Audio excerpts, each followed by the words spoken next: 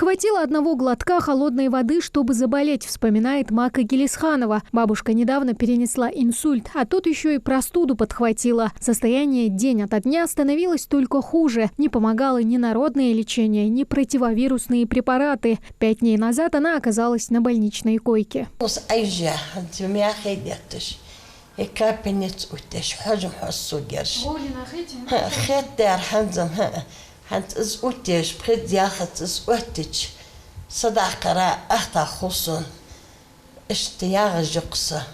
Поставить точный диагноз без анализов сложно. Врачи предостерегают, если симптомы вызывают тревогу, а состояние только ухудшается, лучше не откладывать поход в больницу. Сейчас в инфекционное отделение Республиканской клинической больницы госпитализировано около 10 человек с диагнозом ОРВИ. Приходится госпитализировать людей, у которых в легких абсолютно все спокойно, явных гнойных выделений нет, ничего.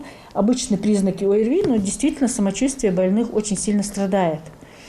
Поэтому вот в неделю до 10 человек. По оценкам ВОЗ, симптомы болезни стали сохраняться и после обычного ОРВИ. У 20% переболевших появился даже новый термин – длинная простуда. Несколько дней человек болел, принимал те или иные препараты, вроде бы облегчение.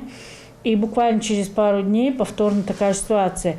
В каких случаях такое может быть? Да, недолеченная какая-то болезнь может быть. И плюс то, что после перенесенных любых вирусных инфекций или бактериальных инфекций первые недели, 2 человек очень уязвим. По статистике, осложнения после ОРВИ случаются у каждого 4-го. Иммунитет ослаблен, присоединяется бактериальная инфекция в виде синусита, танзелита, отита или того хуже – пневмонии. Поэтому важно не заниматься самолечением. Дома самолечением и антибиотики от себя назначают, и неправильный прием антибактериальной терапии, да, нерегулярный прием антибактериальной терапии.